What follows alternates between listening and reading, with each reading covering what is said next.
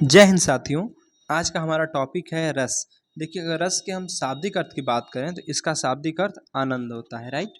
अगर हम रस के अंग की बात करें तो रस के 4 अंग होते हैं। पहला स्थायी भाव, दूसरा अविभाव, तीसरा अनुभाव और चौथा संचारी भाव, राइट। अगर हम बात करें विभाव की, जो भाव को उत्पन्न करने वाला होता है उसको विभाव कहते हैं, और अनुभाव इनकी संख्या 4 होती है, और संचारी भाव जिनकी संख्या 33 मानी जाती है, राइट। देखिए, श्रृंगार रस का स्थायी भाव रति अर्थात प्रेम होता है। हास्य का स्थायी भाव हंसी होता है। करुण रस का स्थायी भाव शोक दुख होता है। वीर रस का स्थायी भाव उत्साह यानी जोश होता है। रौद्र रस का क्रोध गुस्सा होता है। भयानक रस का भय डर होता है। विभत्स रस का जुगुप्सा घृणा होता है। अद्भुत रस का विस्मय आश्चर्य होता है। शांत रस का निर्वेद वैराग्य होता है। वात्सल्य रस का स्नेह प्रेम होता है, और भक्ति रस का अनुराग प्रेम होता है, राइट। देखिए, फिर से एक बार देख लेते हैं। श्रृंगार रस का रति प्रेम, हास्य रस का हास, करुण रस का शोक, वीर रस का उत्साह, रौद्र रस का क्रोध, भयानक रस का भय, विभत्स रस का जुगुप्सा, अद्भुत रस का विस्मय, शांत रस का निर्वेद, वात्सल्य रस का स्नेह और भक्ति रस का अनुराग होता है, राइट। अगर हम बात करें विभाव की, देखिए भाव को उत्पन्न करने वाला विभाव कहलाता है, राइट। इसके 2 अंग होते हैं, एक होता है आलंबन और दूसरा होता है उद्दीपन। देखिए, आलंबन कहते किसे हैं? जिसके कारण या द्वारा भाव उत्पन्न होता है, राइट। जिसके कारण भाव अगर उत्पन्न होगा उसे हम आलंबन कहेंगे। और उद्दीपन क्या होता है कि जो भावों को एक गति प्रदान करता है, राइट, उसे हम उद्दीपन कहते हैं। अगर हम बात करें आलंबन की, इसके 2 अंग हैं, एक है आश्रय आलंबन और एक विषय आलंबन, राइट। अगर हम बात करें अनुभाव की, तो अनुभाव की संख्या 4 होती है, जिसमें आपकी पहली है कायिक, दूसरी है वाचिक, तीसरी आहार और चौथा है सात्विक। अब सात्विक के भी 8 अंग हैं, जिसमें पहला है स्तंभ, दूसरा श्वेत, तीसरा रोमांच, चौथा स्वरभंग, पांचवां अश्रु, छठवां कंप, सातवां प्रलय और 8वां वैवर्ण्य है। अगर हम बात करें संचारी भाव की, तो संचारी भाव की संख्या 33 है, राइट। आइए फिर से एक बार देख लेते हैं। अगर हम बात करें विभाव की, तो जो भाव को उत्पन्न करने वाला होता है उसको विभाव कहते हैं। इसकी संख्या 2 होती है, एक होता है आलंबन और एक होता है उद्दीपन। आलंबन किसके किसे कहते हैं? जिसके कारण जो भाव उत्पन्न होता है उसे हम आलंबन कहते हैं, और जो भावों को गति प्रदान करे उसको हम उद्दीपन कहेंगे। अगर बात करें आलंबन की, तो इसके 2 अंग होते हैं, एक होता है आश्रय आलंबन और दूसरा होता है विषय आलंबन। अगर हम बात करें अनुभाव की, तो हमने बताया अनुभाव की संख्या 4 होती है।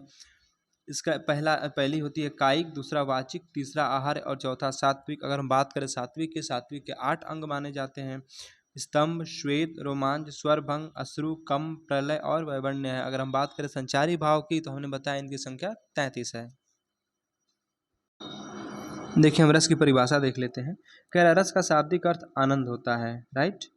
कह रहा है किसी काव्य को, अर्थात जो कविता है, कह रहा है किसी काव्य को पढ़ने, सुनने या देखने से हमें जिस आनंद की अनुभूति होती है उसे ही रस कहते हैं। तो रस किसे कहते हैं? किसी काव्य को पढ़ने, सुनने या देखने से जिस आनंद की हमें प्राप्ति होगी, जिस आनंद की अनुभूति होती है उसे हम रस कहते हैं, राइट।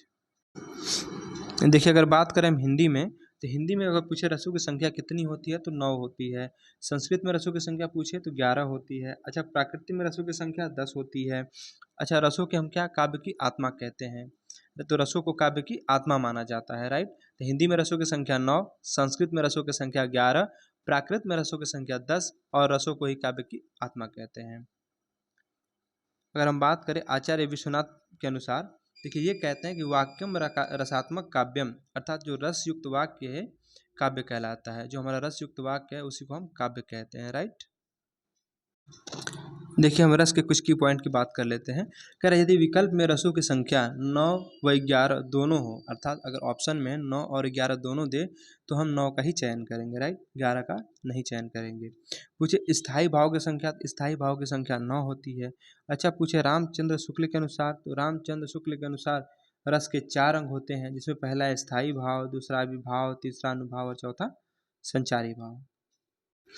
अगर हम बात करें भरत मुनि के अनुसार, तो भरत मुनि के अनुसार जो है रस के 3 अंग होते हैं।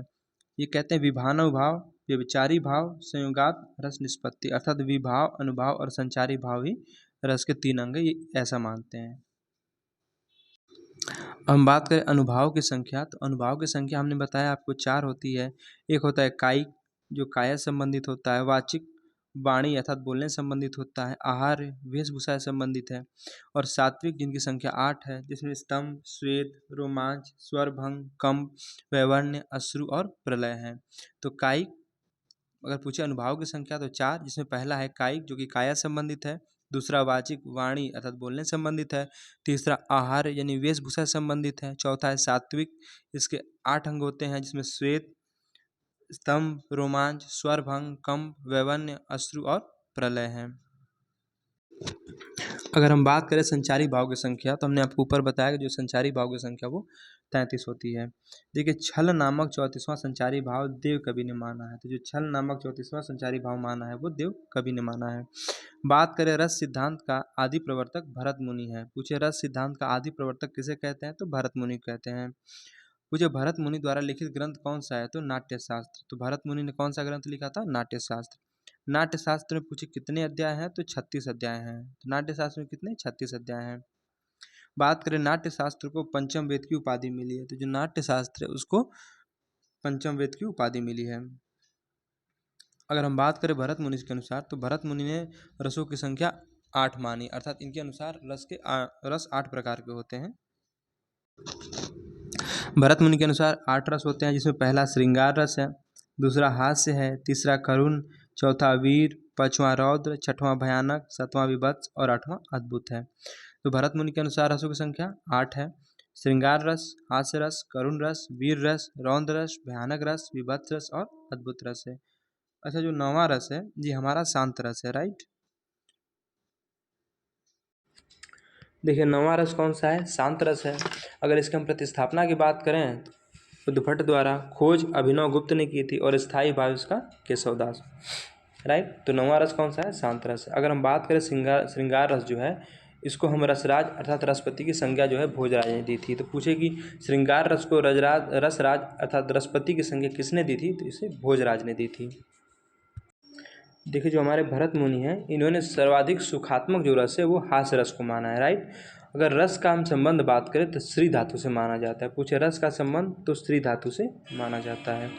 देखिए माधुर्य गुण जो है श्रृंगार रस में पाया जाता है। जो माधुर्य गुण है वो श्रृंगार रस में पाया जाता है। भारतीय वृत्ति का संबंध अद्भुत रस से है और अमरस एक संचारी भाव है। तो अमरस क्या है एक संचारी भाव है। देखिए विभत्स रस होता क्या है। अगर विभत्स रस की परिभाषा की बात करें तो विश्वनाथ ने दी थी। इसकी खोज जो है सूरदास ने की थी, जिससे हम सूरदास को वात्सल्य रस का सम्राट कहते हैं। वात्सल्य रस हमने बताया इसकी परिभाषा विश्वनाथ ने दी थी, खोज सूरदास ने की, सूरदास को वात्सल्य रस का सम्राट कहते हैं। अच्छा सिद्ध तो अयोध्या सिंह उपाध्याय हरिऔध ने किया था, राइट। अगर हम बात करें भक्ति रस की इसकी प्रतिस्थापना जो है रूप गोस्वामी ने की थी। एक है वियोग श्रृंगार रस की दशाएं। तो पूछे वियोग श्रृंगार रस की दशाएं कितनी होती हैं तो 10 होती हैं। इसमें अभिलाषा, स्मृति, उद्वेग, व्याधि, मरण, चिंता, प्रलाप, उन्माद, जड़ता और गुकथन है, राइट। तो भक्ति रस प्रतिस्थापना रूप गोस्वामी, वियोग श्रृंगार रस की दशाएं 10 होती हैं। अभिलाषा, स्मृति, उद्वेग, व्याधि, मरण, चिंता, प्रलाप, उन्माद, जड़ता और गुकथन है। देखिए कह रहा है जो भाव मन में केवल अल्पकाल तक संचरण करके चले जाते हैं उन्हें संचारी भाव कहते हैं। तो संचारी भाव किसे कहते हैं जो भाव मन में अल्प समय अर्थात थोड़े समय के लिए संचरण करते हैं उसके बाद वो चले जाते हैं, उसे हम संचारी भाव कहते हैं।